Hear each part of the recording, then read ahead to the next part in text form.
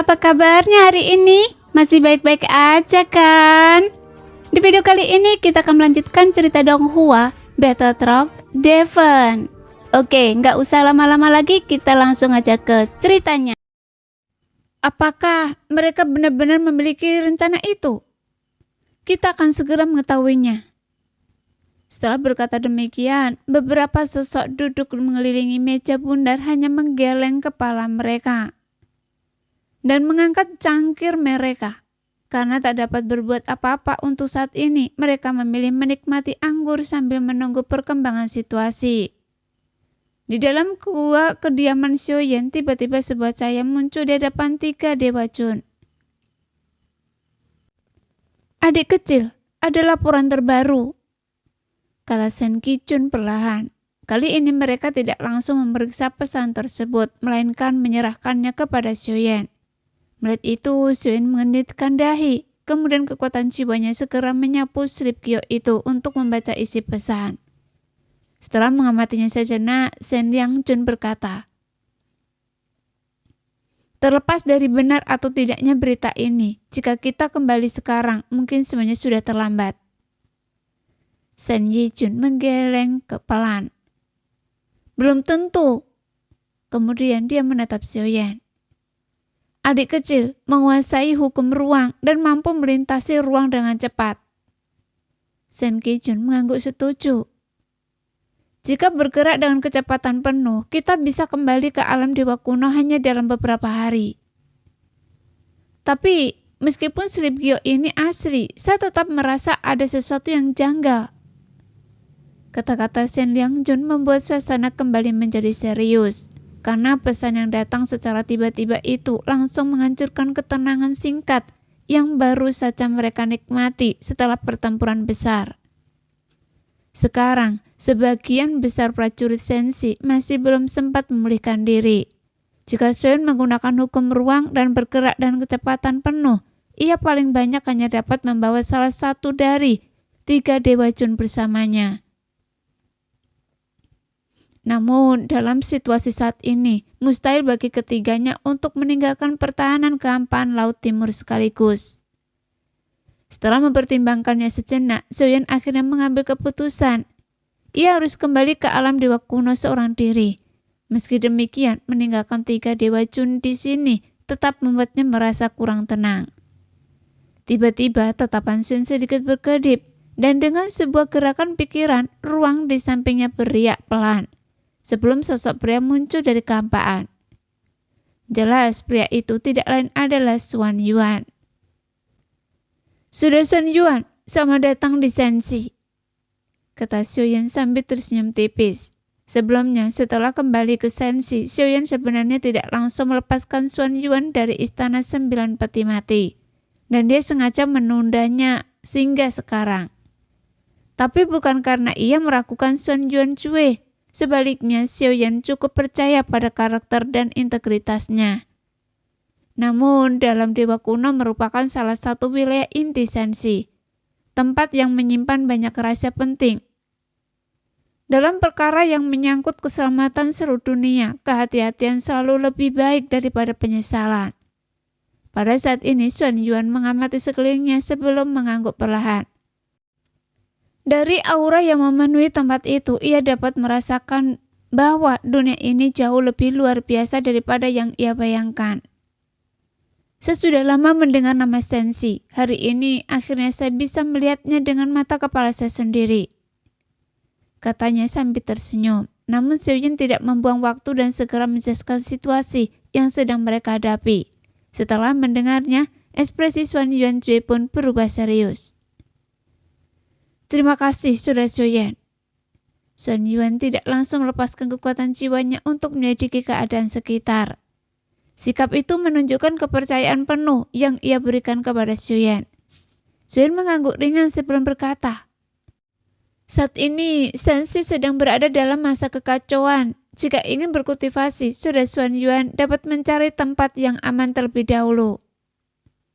Mendengar itu, Xuan Yuan tersenyum tipis. Apakah ada sesuatu yang bisa saya bantu?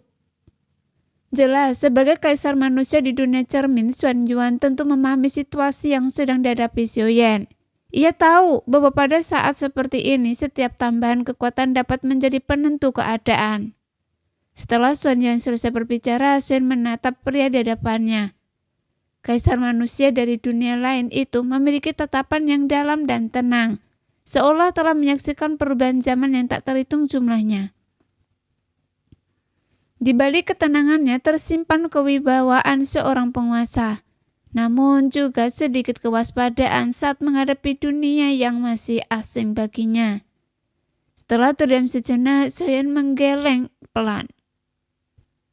Tempat ini terlalu berbahaya. Sekarang Anda baru saja tiba di Shenxi, jadi tidak perlu ikut terlibat dalam kekacauan ini. Tatapan Xiaoyan kemudian beralih ke kejauhan. Carilah tempat yang aman untuk beradaptasi dengan dunia ini terlebih dahulu. Setelah benar-benar memahami keadaan Shenxi, baru kita bicarakan langkah selanjutnya. Xuan Yuan memandang Xiaoyan beberapa saat sebelum mengangguk. Ia memahami maksud Xiaoyan, bukan karena pihak lain meremehkannya, melainkan karena situasi saat ini memang terlalu rumit dan berbahaya. Baik, namun jika suatu hari Anda akan membutuhkan bantuan saya, jangan ragu untuk mencari saya. Xiaoyan tersenyum. Tentu saja. Meski percakapan mereka terdengar sederhana, keduanya sama-sama memahami bahwa panji tersebut memiliki bobot yang jauh lebih besar daripada kata-kata biasa. Karena meskipun nada suara Xiaoyan terdengar tulus, tetapi juga mengandung ketegasan yang tidak bisa dibantah. Ia tidak mungkin memaksa seseorang yang baru memperoleh kebebasannya dan sama sekali belum memiliki ikatan dengan Shenxi untuk langsung bertarung demi dunia ini. Namun Xuan Yuan Zue hanya tersenyum tipis. Sudah Xiaoyan, meskipun kita bertemu di dunia cermin, tapi Andalah yang membawa saya ke Shenxi. Dan sekarang Shenxi sedang menghadapi bencana, jadi bagaimana mungkin saya hanya berdiam diri dan memikirkan keselamatan saya sendiri? Tatapan Xuan Yuan tenang, namun penuh keyakinan. Mungkin kekuatan saya tidak cukup untuk mengubah keadaan, tetapi setidaknya saya masih bisa menyumbangkan sebagian tenaga saya. Lagi pula, ini juga kesempatan bagi saya untuk mengenal dunia ini lebih jauh. Xiaoyan memandangnya sejenak tanpa berkata apa-apa. Sebagai kaisar manusia yang pernah memimpin sebuah dunia, Xuan Yuan tentu saja memahami prinsip-prinsip tersebut. Jika ia ingin menetap dan berkultivasi di Shenxi, maka cepat atau lambat ia harus menjadi bagian dari dunia ini. Karena hubungan timbal balik adalah hukum yang berlaku dimanapun. Mendengar jawaban Xuan Yuan, ketiga dewa raja juga menunjukkan ekspresi lega, karena situasi saat ini sangat berbahaya. Dengan tambahan seorang ahli sekuat Xuan Yuan, maka pertahanan Shenxi tentu akan menjadi jauh lebih kokoh. Jadi Xiaoyan akhirnya mengangguk. Kalau begitu, saya akan merepotkan saudara Xuan Yuan. Xuan Yuan tersenyum dan membalas hormat dengan menggenggam kedua tangannya. Setelah semuanya diputuskan, Xiaoyan menoleh ke arah ketiga dewa Jun dan berkata dengan serius. 3 kakak senior, pertahankan kehampaan Laut Timur dan saya percayakan kepada kalian. Saya akan kembali ke dunia Shenxi kuno untuk menyelidiki keadaan. Shen Qijun segera melangkah maju dan membalas hormat. Adik kecil, jangan khawatir, selama kami masih hidup tidak seorang pun akan mengguncang pertahanan kehampaan Timur. Saat berbicara, genggamannya tanpa sadar mengencang pada selip giok kehidupan milik Qiyun, dan retakan yang memenuhi permukaannya semakin jelas terlihat. Setiap garis retakan seakan menjadi pengingat bahwa keadaan di alam dewa kuno mungkin jauh lebih buruk daripada yang mereka bayangkan. Pada saat ini, tatapan Xiaoyan jatuh pada selip giok itu dan cahaya dingin melintas di matanya. Karena apapun yang terjadi, ia harus tiba di sana secepat mungkin. Adik kecil, jangan khawatir. Kami akan melakukan segala yang kami bisa untuk mempertahankan garis pertahanan kekosongan wilayah timur.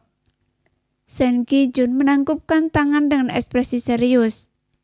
Namun jika Anda kembali seorang diri, Anda juga harus sangat berhati-hati.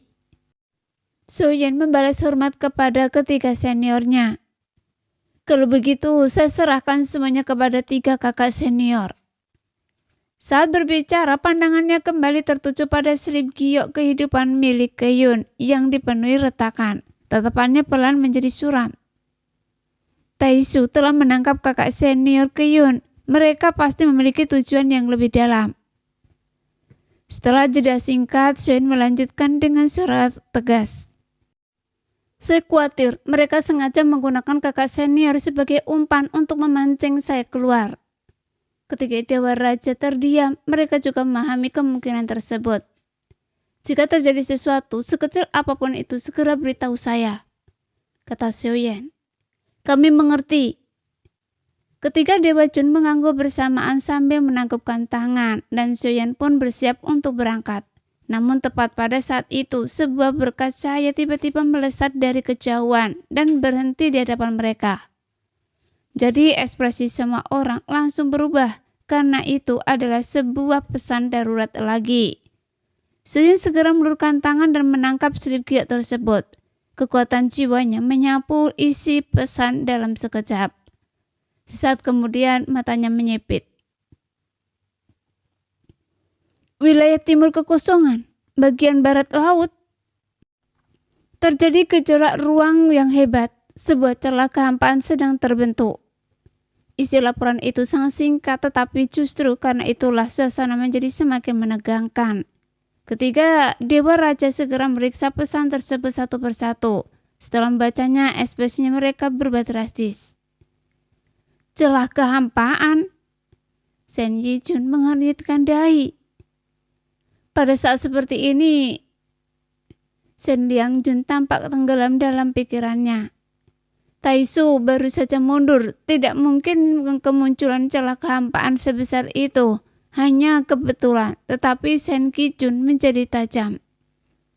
Apalagi lokasinya berada di barat laut wilayah timur, itu adalah salah satu titik penting pertahanan Sensi. Pada saat ini, suasana seketika menjadi tenang. Sebelumnya, So-yeon masih berencana segera kembali ke alam dewa kuno. Tetapi munculnya laporan mendadak ini membuat semuanya berubah. Karena jika celah kehampaan itu benar-benar terkait dengan Tae-soo, maka kemungkinan besar musuh sedang mulai langkah berikutnya. Dan kali ini target mereka mungkin bukan hanya alam dewa kuno. Kali ini Tae-soo sedang memainkan strategi serangan dari dalam dan luar sekaligus. Mereka sengaja ingin memancing saya pergi, memaksa saya memilih salah satu pihak dan mengabaikan yang lain. Suara So-yeon terdengar dingin, kedua tangannya mengepal erat hingga terdengar bunyi retakan dari ruas-ruas jarinya. Karena langkah Tae-soo kali ini benar-benar mengenai titik lemahnya. Sekarang alam dewa kuno berada dalam bahaya, sementara di saat yang sama, wilayah timur kekosongan kembali diguncang ancaman baru. Kedua peristiwa itu terjadi hampir bersamaan, seolah telah direncanakan dengan sangat matang. Bahkan dengan kemampuan So-yeon saat ini, ia tidak mungkin hadir di dua medan sekaligus. Terlebih lagi sebagian besar avatar yang dimilikinya telah menyatu dengan tubuh utamanya setelah pertempuran sebelumnya. Dalam waktu singkat, mustahil baginya untuk memisahkan kekuatan yang cukup guna menghadapi dua krisis besar secara bersamaan. Untuk sesaat, suasananya menjadi hening. Sen Liang-jun juga mengernyit dalam-dalam sebelum berkata dengan nada berat. Pemilihan waktunya telah sempurna.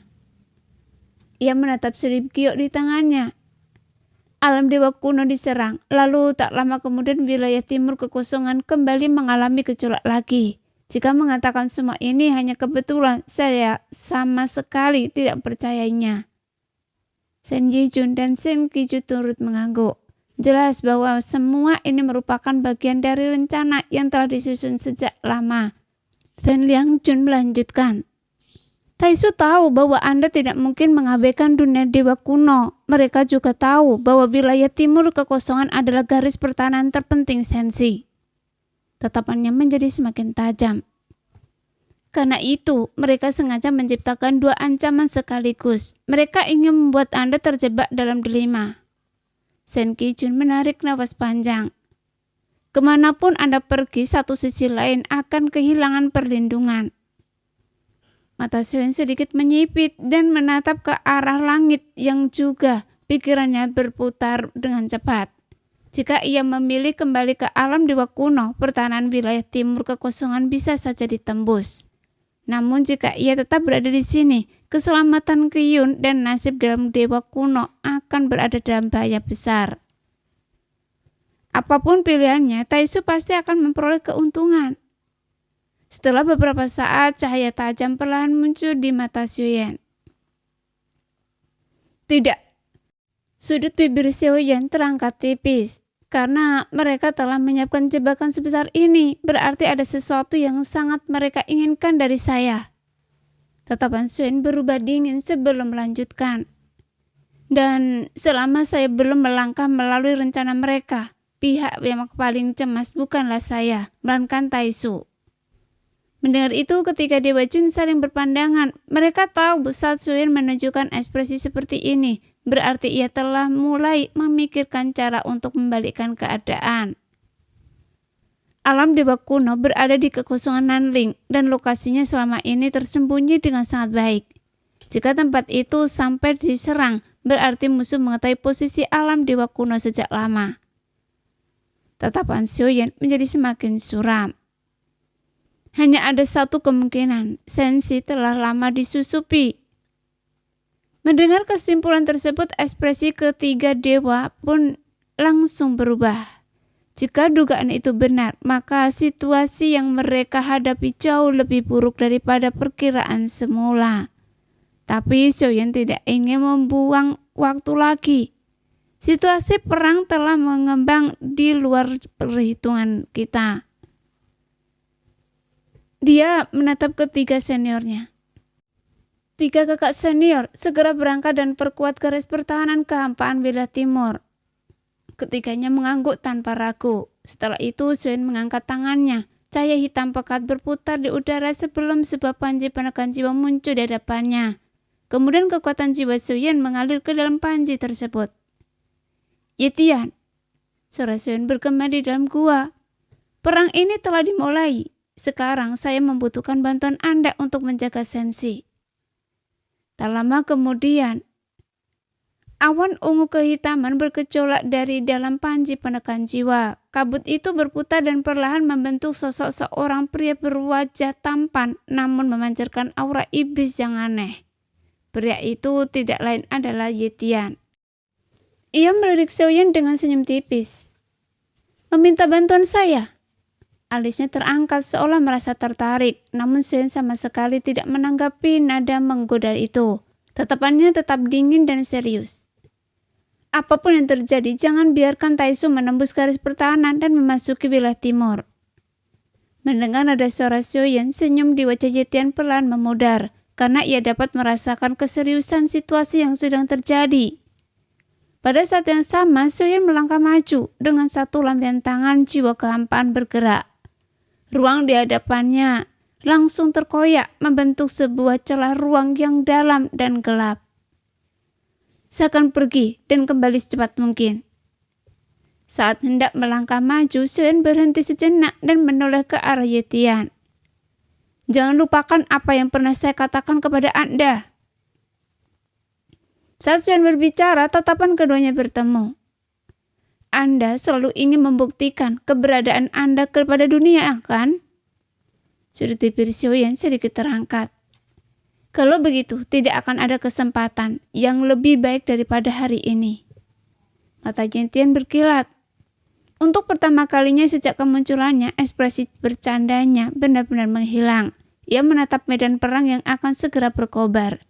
Lalu perlahan mengepakkan tangannya. Mungkin inilah saatnya nama Yitian kembali mengguncang seluruh Sensi. Pada saat yang sama, sebuah sosok perlahan muncul dari bayangan di bawah kaki Seoyeon. Kemunculannya begitu mendadak hingga ketika Dewa Raja langsung berubah ekspresi. Aura mereka seketika meledak seolah sedang menghadapi musuh besar. Sosok itu tidak lain adalah Su Wuqi, pemilik hukum bayangan. Namun sebelum mereka sempat bergerak, suara Xiao Yan terdengar. 3 kakak senior, tidak perlu khawatir. Ketika Dewa Jun menoleh kepadanya, jiwanya telah sepenuhnya saya tekan. Sekarang tubuh ini telah berada di bawah kendali saya. Mendengar penjelasan tersebut, aura mereka sedikit mereda. Meskipun kewaspadaan masih terlihat jelas di mata masing-masing, mereka sangat mengenal Wuqi. Sebelum ini, sosok tersebut merupakan salah satu jenderal utama Taishu dan memiliki kekuatan yang sangat merepotkan berkat hukum bayangan yang dikuasainya. Jadi sekarang, meskipun Xiao Yan menggunakan tubuh Su Wuqi sebagai avatar, tatapan matanya telah berubah sepenuhnya. Tidak ada lagi keganasan ataupun kebencian yang dahulu terpancar dari dirinya. Yang terlihat sekarang hanyalah ketenangan dan kejernihan khas Xiao Yan. Sejak memperoleh kemampuan perebutan tubuh dari Ye Beijing, Xiao Yan telah memiliki sarana untuk mengendalikan jiwa pihak lain. Dengan kekuatan jiwanya saat ini, Wuqi yang jauh lebih lemah tidak memiliki kemampuan untuk melawan. Bahkan Xiao Yan bisa membunuhnya memang mudah. Namun bagi Xiao Yan, membiarkan tubuh dan kekuatan hukum bayangan itu terbuang sia-sia jauh lebih disayangkan. Karena itulah ia memilih menekan jiwa Wuqi dan memanfaatkan kekuatan tersebut demi menghadapi perang yang akan datang. Setelah menjelaskan semuanya, Xiao Yan tidak membuang waktu lagi karena situasi di alam dewa kuno sudah terlalu mendesak. Ia melangkah maju dan memasuki celah ruang yang telah terbuka. Dalam sekejap, riak kehampaan bergetar hebat. Sosoknya lenyap tanpa jejak.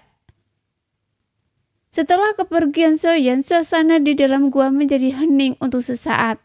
Ketiga Dewa Jun saling berpandangan, aura mereka perlahan bangkit kembali. Berbeda dengan sebelumnya, sekarang segel penekan dari Taishu telah sepenuhnya lenyap. Sehingga kekuatan mereka telah kembali ke puncak, dan setiap helaan napas memancarkan tekanan yang mengguncang ruang di sekitarnya. Api semangat juang berkobar di mata mereka. Bagaimanapun pertempuran besar belum berakhir. Sebaliknya, inilah awal dari babak yang sesungguhnya. Shen Qijun menggenggam tombaknya erat. Karena Taishu ingin menyerang wilayah timur. Sudut bibirnya perlahan terangkat. Maka kali ini kita akan membuat mereka membayar harga yang tidak akan pernah mereka lupakan.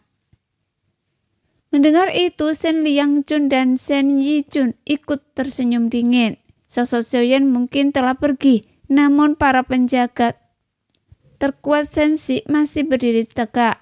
Dan garis pertahanan wilayah timur bukanlah tempat yang bisa ditembus begitu saja. Begitu Xiao Yan pergi, ketiga Dewa Jun tidak membuang waktu sedikit pun. Perintah segera dikeluarkan ke seluruh penjuru Sensi. Semua pasukan yang masih memiliki kemampuan bertarung diperintahkan berkumpul dan bergerak menuju wilayah barat, Laut Kekosongan Timur. Di sana, gejolak ruang semakin hebat dari waktu ke waktu, menandakan bahwa ancaman besar sedang mendekat. Sementara itu, Xiao Yan melesat menembus lorong ruang dengan kecepatan luar biasa. Di dalam tubuhnya, sebuah raungan penuh amarah terus bergema, dan itu adalah jiwa Su Wuqi. Meskipun tubuhnya telah sepenuhnya dikuasai, Xiao Yan tidak memusnahkan jiwanya. Tapi bukan karena tidak mampu, melainkan karena masih ada kegunaan yang lebih besar dari keberadaan jiwa tersebut. Su Wuqi terus mengangguk di dalam lautan kesadaran, berusaha merebut kembali kendali atas tubuhnya. Namun semua perlawanan itu sia-sia. Kekuatan jiwanya telah ditekan sepenuhnya oleh Xiao Yan dan tidak memiliki kesempatan sedikit pun untuk membebaskan diri. Tetapan Xiao Yan tetap tenang. Sejak memperoleh teknik perebutan tubuh dari Ye Beijing, pemahamannya terhadap jiwa telah mencapai tingkat yang jauh lebih tinggi. Karena itu, ia mengetahui sesuatu yang sangat penting. Ia tidak boleh melakukan pencarian jiwa secara paksa. Berdasarkan pengalaman sebelumnya, setiap anggota inti Taishu memiliki batasan khusus yang tertanam jauh di dalam jiwa mereka. Begitu rasa inti mereka disentuh melalui teknik pencarian jiwa, batasan tersebut akan langsung aktif. Dan hasilnya hanya kematian.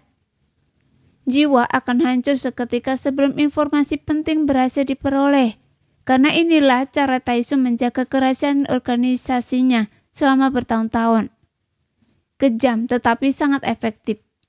Karena itu Shoyan memilih menahan jiwa Suwuki tetap hidup. Selama jiwa itu masih ada, masih terdapat kemungkinan untuk menemukan celah dan menggali informasi yang selama ini disembunyikan Taisu. Selain itu, keberadaan Wuki sendiri merupakan bidak yang sangat berharga. Pada saat yang tepat, mungkin ia dapat menjadi kunci untuk membongkar rencana besar musuh. Lorong ruang terus bergetar di sekelilingnya, tetapan Shoyan semakin tajam. Karena serangan terhadap alam dewa kuno, kemunculan celah kehampaan kekosongan timur, serta berbagai peristiwa yang terjadi hampir bersamaan. Semua itu jelas bukan kebetulan. Taisu sedang menyiapkan sebuah permainan besar dan kali ini bahkan Senshi mungkin belum melihat keseluruhan papan catur yang sebenarnya. Nah, sekian dulu cerita kali ini. Kita lanjut lain hari ya guys ya. Bye-bye.